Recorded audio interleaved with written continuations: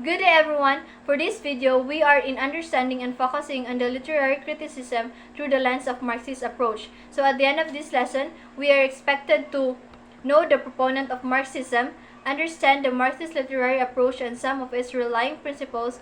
Third and last learning objective is to critique a literary text in the lens of Marxism. So in this lesson, we are going to discover a new literary or another literary approach that is commonly used in literature, and that is the Marxist approach. So, literature reflects class struggle and materialism. Think how often the quest for wealth traditionally defines characters, and literature reflects an author's own class or analysis of class relations, however piercing or shallow that analysis may be. This is what Marxist approach prevails.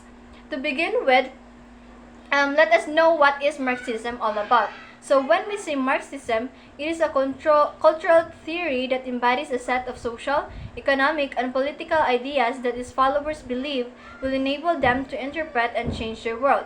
Marxist critics are also interested in how the lower or working classes are oppressed in everyday life and in literature. So Marxist critics also investigates the role of class struggle. So what role does the class play in the work? What is the author's analysis of class relations? And how the characters overcome oppression? Suggested this, literary criticism is the focus on the analysis of money, power, social institutions like government, family, and religion, both inside and outside of the text. In order to understand the various processes of this criticism, let us take a closer look to Karl Marx. He is the proponent of this theory, a German philosopher, social theorist, and economist who lived in London during the time of industrialization and traveled extensively through Europe. So, Marx saw a highly developed continent where the tensions ran high because of social inequality. According to Marx, social inequality was a consequence of arrival of the division of labor, and moreover was what had led to the class society rather. So Marx also states that society is divided into three broad classes: the aristocracy, the bourgeoisie, and the proletariat. So when we say aristocracy, it is a class of persons holding exceptional rank and privileges, especially the heredity of nobility. So the aristocracy category include traditional notion of nobility. Think of feudal society with kings and queens. Their power is built up through the acquisition of land, control over political structures, and labor of the working class. Kate Middleton's will and the Queen of England would be in this category. When we say bourgeoisie, a social order that is dominated by the so-called middle class.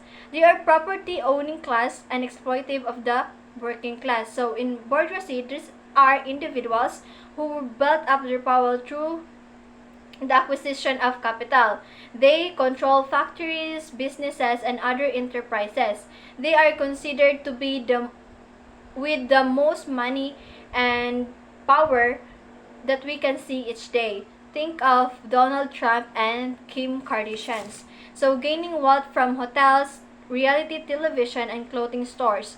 Both of these classes, the aristocracy and the bourgeoisie, tends to receive special treatment and privileges because of their social standing and power over government, media, and overall cultures. They also tend to exploit the working class to generate their wealth. This is the sad reality between these classes because they tend to exploit the working class. Muna siyang sad reality. So the working class is known as the proletariat. So social class having no significant ownership of the means of production, factories, machines, lands, mines, buildings, and vehicles, and whose only means of subsistence is to sell their labor power for a wage or salary. So when we say proletariat, they do not control any institutions or political structures there like the aristocracy and the bourgeoisie. Think of your summer job folding t-shirts in the Forever 21 or any work that you do for a minimum wage. You do not own any part of the company, but rather you only receive an hourly wage for your services rather than experiencing the main profit of the business or income that come from it. So these are the proletariat is known as the working class. They tend to sell their services and labor to earn something or to have a salary or wage. So, witness in mind that Marxist critic should analyze the character in a novel and determine the class they belong to. They can analyze how the class affects the character's personality, actions, and beliefs. So Marxist critics will also look into disparities between economic classes and how oppressed the social systems operates while they exist. So Marx insisted that each class has their own interests and intend to complex one another.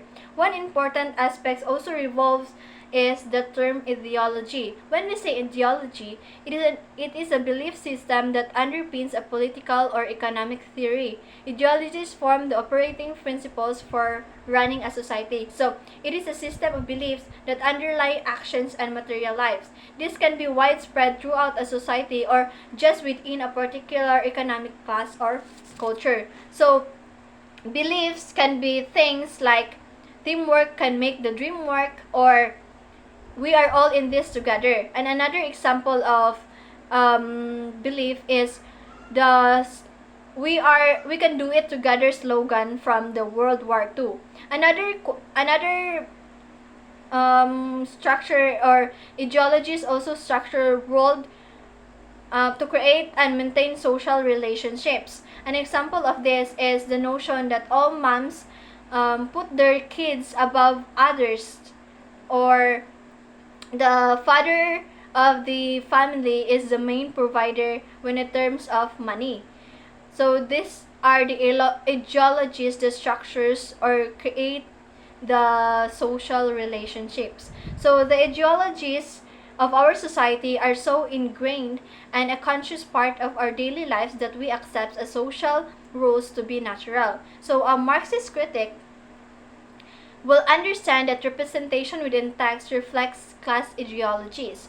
Characters' lives and perspective are influenced by ideologies and beliefs of their background and social class. So a Marxist critic needs to determine class